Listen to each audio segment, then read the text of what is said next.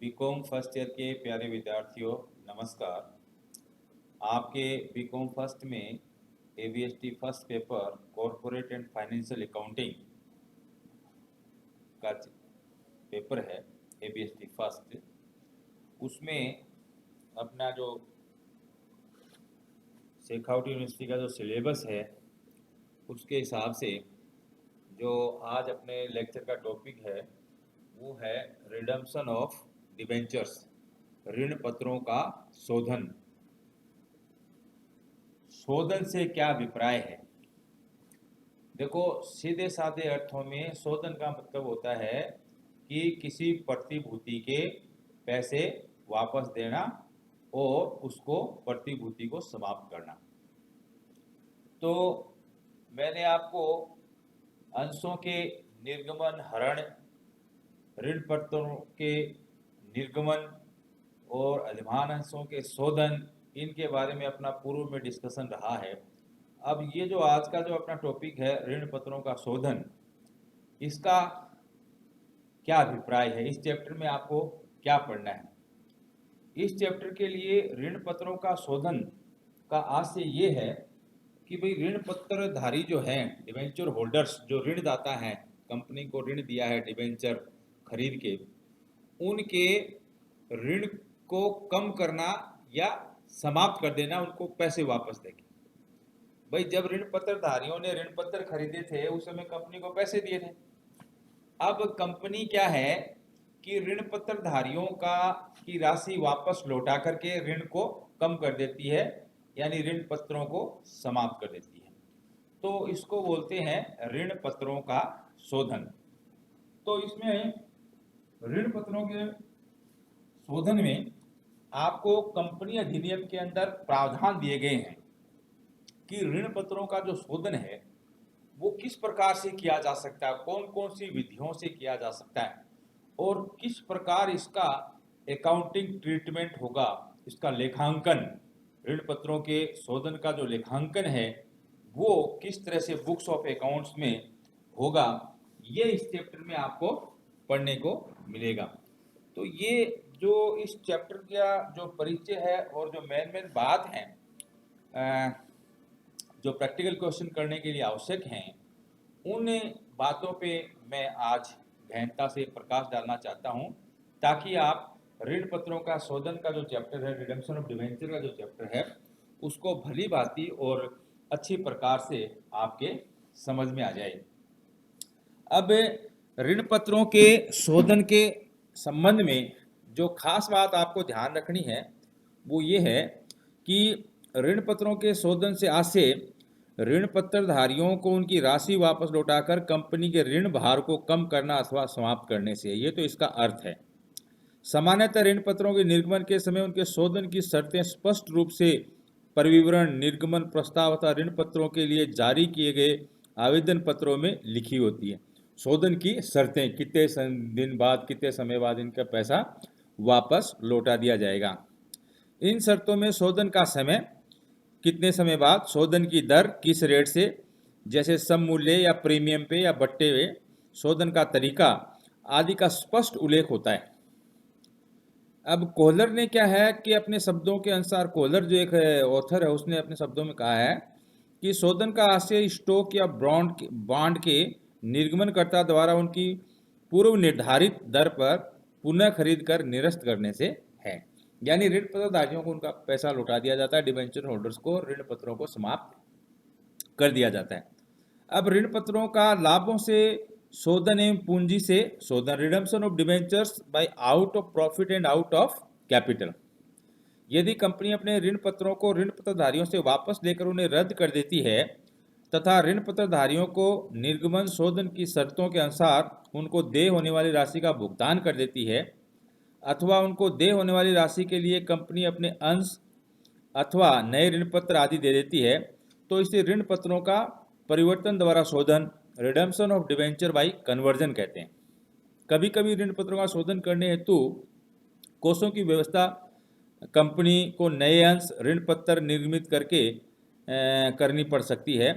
ऐसा होने पर ऋण पत्रों का पूंजी में शोधन करना कहा जाता है। परंतु सामान्यतः कंपनियां अपने अर्जित परिचालन लाभों से उत्पन्न रोकड़ अंतर प्रवाहों कैश इनफ्लोज से ऋण पत्रों का शोधन करती हैं। ऐसा करने पर कुछ कंपनियां स्वतंत्र लाभों अथवा संचयों में से ऋण पत्र शोधन संचय डिवेंशन रिडम्पशन रिजर्व में हस्तांतरित करती हैं, तो उसे लाभों में से ऋण पत्रों का शोधन करना कहा जाता है। ठीक है। ऋण पत्रों के शोधन की प्रमुख जो विधियां हैं, सामान्यतः 3 प्रकार की विधियां हैं रिडम्पशन ऑफ डिवेंचर्स की। शोधन या ऋण पत्रों के धारकों को निर्गमक कंपनी के अंशों अथवा नए ऋण पत्रों में परिवर्तन द्वारा कन्वर्जन, यानी जो ऋण पत्र है उसके बदले में उनको कन्वर्ट कर दिया गया, परिवर्तन कर दिया गया है, उनको नए अंश या नए ऋण पत्र दे दिए गए हैं ऋण पत्रों के बदले, और जो ऋण पत्र इश्यू किए थे उनका शोधन कर दिया गया है। दूसरा तरीका क्या है कि एक मुश्त नगद भुगतान कि उनको एक साथ पेमेंट कर देना, लमसम पेमेंट, एक साथ पेमेंट किया और ऋण पत्रों का शोधन कर दिया, ऋण पत्रों को समाप्त कर दिया। तीसरा जो तरीका है वो है वार्षिक आहरण, एनुअल ड्रॉइंग्स।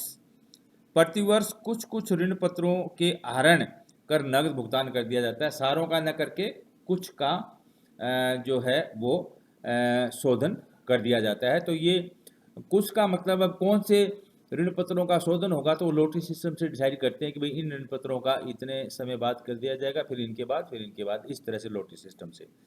तो अब इसमें मैं आपको बता दूं कि ऋण पत्र के शोधन की जो विधियां हैं वो 3 हैं। एक तो अंश या नए ऋण पत्रों में परिवर्तन करके, दूसरा एक मुश्त में नगद भुगतान द्वारा। अब उसमें एक मुश्त में नगद भुगतान में क्या 2 मेथड्स हो सकते हैं, शोधन कोष की व्यवस्था किए बिना एक मुश्त भुगतान और शोधन कोष की व्यवस्था करके एक मुश्त नगद भुगतान, ये इसके 2 मेथड हैं। तीसरा वार्षिक आहरण कर नगद भुगतान द्वारा, तो इसमें 2 तरह से हो सकता है, ऋण पत्रधारियों को लॉटरी के आधार पर नगद भुगतान, और दूसरा खुले बाजार में स्वयं के ऋण पत्रों का क्रय करके इनका शोधन हो सकता है। अब खुले बाजार में जब क्रय करते हैं तो रद्द करने के लिए क्रय हो सकता है, और दूसरा विनियोग के रूप में रखने अथवा पुनर्विक्रय के लिए क्रय किया जा सकता है। तो ये ऋण पत्र शोधन की विधियां हैं, 3 तरीके से ऋण पत्रों का शोधन हो सकता है। तो शोधनीय ऋण पत्रों का कंपनी की अंशों अथवा नए ऋण पत्रों में परिवर्तन द्वारा शोधन। तो इसमें आपको क्या करना है, ऋण पत्रों के निर्गमन की शर्तों में निर्गमन के समय प्राय ऋण पत्रों के शोधन की तिथि निर्धारित होती है, और उस तिथि को ऋण पत्रों का शोधन करना आवश्यक होता है। जब ये इश्यू किए जाते हैं उसमें बता दिया जाता है कि इनका शोधन कब होगा। शोधन की तिथि को परिपक्व हुए ऋण पत्रों के शोधन हेतु कंपनी के पास यदि पर्याप्त मात्रा में तरल साधन लिक्विड रिसोर्सेज उपलब्ध नहीं है, तो कंपनी द्वारा ऋण पत्रधारियों को यह विकल्प दिया जा सकता है कि वे अपने पुराने ऋण पत्रों के शोधन में देय होने वाली राशि के भुगतान में कंपनी के नए ऋण पत्र ले लो, अथवा कंपनी के इक्विटी अंश या अधिमान अंश ले सकते हैं। यदि कोई ऋण पत्रधारी कंपनी द्वारा प्रदत्त इस सुविधा का लाभ नहीं उठाना चाहता है तो उसके ऋण पत्रों का नगद में भुगतान भी कर दिया जाता है। इस प्रकार ऋण पत्रों के शोधन हेतु परिवर्तन का विकल्प देने पर कंपनी को शेष ऋण पत्रधारियों के लिए ही नगद धन की व्यवस्था करनी होती है। जो अपने कन्वर्ट करा लेंगे वो ठीक है, नहीं तो उनको नकदी में पैसा दे दिया जाएगा। ऋण पत्रों के निर्गमन वाले जो ये चैप्टर है, अब इसमें कन्वर्जन जब होगा ऋण पत्रों का तो उस समय आपको जर्नल एंट्री ध्यान रखनी है कि किस तरह से इसकी जर्नल एंट्री होगी जब ऋण पत्रों का शोधन कन्वर्जन के द्वारा होगा। दूसरा एक मुश्त भुगतान द्वारा शोधन, redemption by payment in one lump sum amount, शोधन कोष की व्यवस्था किए बिना एक मुश्त भुगतान करना और शोधन कोष की व्यवस्था करके भुगतान करना। एक इसमें क्या है कि ये जो एक मुश्त भुगतान का जो शोधन है, इसमें एक शोधन कोष सिंकिंग फंड की व्यवस्था करके एक मुश्त भुगतान, ये बहुत ही साइंटिफिक और एक अच्छा तरीका है। तो इसकी डिटेल जो है मैं आपको अलग से दूसरे लेक्चर में बताऊंगा कि एक सिंकिंग फंड क्रिएट करके और किस तरह से ऋण पत्रों का शोधन हो सकता है। वैसे मैं इसकी जर्नल एंट्री आपको बता दूं कि पहले वर्ष में लाभ हानि खाते में शोधन कोष सारणी की सहायता से परिकलित की हुई निश्चित धनराशि का ऋण पत्र शोध सिंकिंग फंड खाते में हस्तांतरण करने पर profit and loss appropriation account debit to sinking fund account, amount transfer to sinking fund account. दूसरी एंट्री हो जाएगी sinking fund investment account debit to bank, amount credit to sinking fund investment in securities. फिर प्रथम वर्ष के बाद अगले वर्षों में profit and loss account, profit and loss appropriation account debit to sinking fund account, amount transfer to sinking fund. ये तो प्रथम वर्ष में है। फिर आगे के गत वर्षों में गत वर्षों में किए गए विनियोगों पर अर्जित संबंधित वर्ष के ब्याज की प्राप्ति पर bank account debit to sinking fund account, और या bank account debit to interest on sinking fund investment account. Interest on sinking fund investment account debit to sinking fund account, transfer of interest on sinking fund investment to sinking fund account. अब देखिए, चूंकि यह ब्याज संचयी शोधन कोष cumulative sinking fund के विनियोगों पर है और ब्याज के रूप में प्राप्त राशि का पुनः विनियोग किया जाना है, अतः इन विनियोगों पर अर्जित ब्याज को लाभ हानि खाते में स्थानांतरित न करके सीधे ही शोधन कोष खाते में स्थानांतरित कर दिया जाता है। तो अब संबंधित लेखा वर्ष में ऋण पत्र शोधन कोष में हुई वृद्धि का विनियोग करने पर sinking fund investment account debit to bank, investment purchase for sinking fund. अच्छा, अब इसमें ऋण पत्रों के शोधन वाले वर्ष में क्या करना है कि प्रति वर्ष की भांति प्रथम 2 प्रविष्टियां अर्थात लाभ हानि नियोजन खाते से शोधन कोष में स्थानांतरण एवं शोधन कोष विनियोग पर अर्जित प्राप्त ब्याज की प्रविष्टियां की जाती हैं, लेकिन राशि के विनियोग करने की प्रविष्टि इन्वेस्टमेंट करने की प्रविष्टि नहीं होगी, क्योंकि शोधन वाले वर्ष में धन का विनियोग नहीं किया जाता, बल्कि पूर्व में क्रय किए गए विनियोगों को इस वर्ष के अंत में अथवा इसके ठीक अगले वर्ष के प्रारंभ में बेच दिया जाता है, ताकि इस प्रकार उपलब्ध धन की सहायता से शोधन हेतु परिपक्व हुए ऋण पत्रों का शोधन किया जा सके। तो इसमें ये ध्यान रखना कि शोधन वाले वर्ष में जो प्रविष्टियां हैं वो शुरू की प्रविष्टि नहीं होगी। शोधन कोष के विनियोग को बेचने पर एंट्री होगी bank account debit to sinking fund investment account, being investment sold, और विनियोगों को बेचने से लाभ होने पर क्या एंट्री होगी, sinking fund investment account debit to sinking fund, profit on sale of sinking fund investment transfer to sinking fund account, और विनियोगों को बेचने से हानि होने पर sinking fund account debit to sinking fund investment account, being loss on sale of sinking fund investment transferred. शोधन हेतु परिपक्व हुए ऋण पत्रों का शोधन करने पर debentures account debit to bank, इनका शोधन कर दिया जाएगा, और शोधन हेतु परिपक्व हुए समस्त ऋण पत्रों के शोधन के पश्चात शोधन कोष खाते के शेष को सामान्य संचय खाते में ट्रांसफर कर दिया जाता है। उसकी जनरल एंट्री होगी सिंकिंग फंड अकाउंट डेबिट, जो सिंकिंग फंड का बैलेंस है, sinking fund account debit to general reserve, balance of sinking fund account transfer to general reserve account. तो ये एक डिवेंचर्स के शोधन का सिंकिंग फंड मेथड है, जिसमें हर साल आप प्रॉफिट एंड लॉस से एक राशि लेंगे, प्रॉफिट लॉस एप्रोप्रिएशन अकाउंट से सिंकिंग फंड में ट्रांसफर करेंगे, और उस राशि के बराबर आप विनियोग खरीदेंगे, और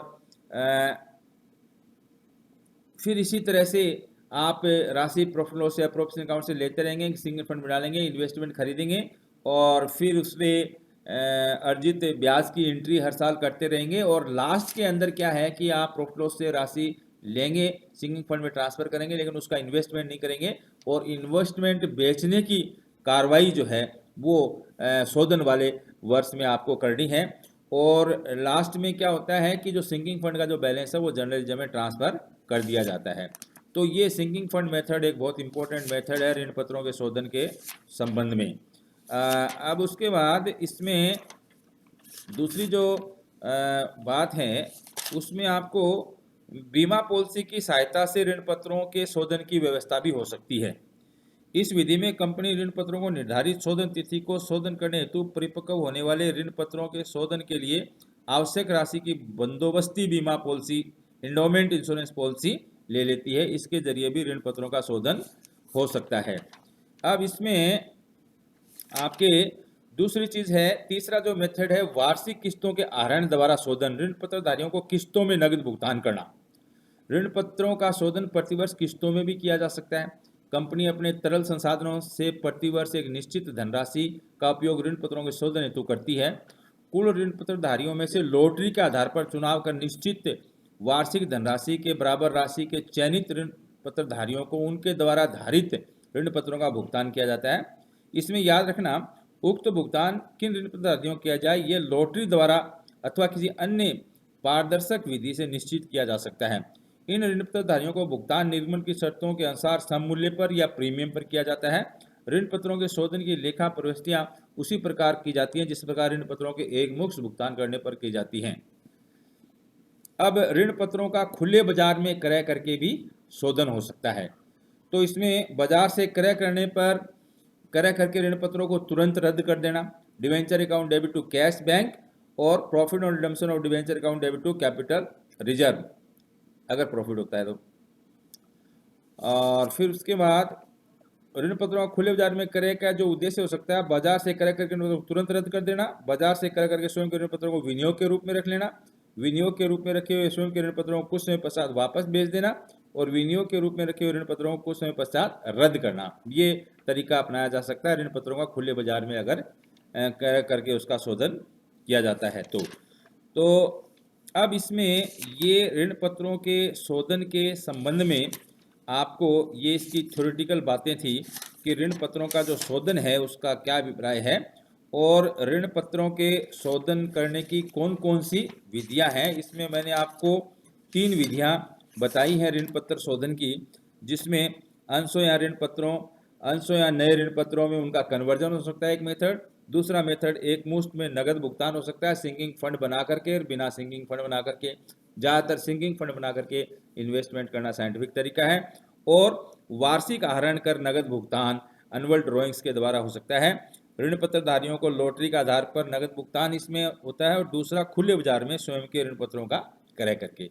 तो ये ऋण पत्रों के शोधन की तमाम विधियां हैं, और इन सब बातों का सारांश ये है कि आपको ऋण पत्रों का शोधन करते समय इसका क्या, ऋण पत्रों का शोधन का क्या अभिप्राय है, और ऋण पत्र शोधन करने की कौन कौन सी विधियां हैं, ये मैंने आज का डिस्कशन आपको दिया। Thank you very much for today's lecture.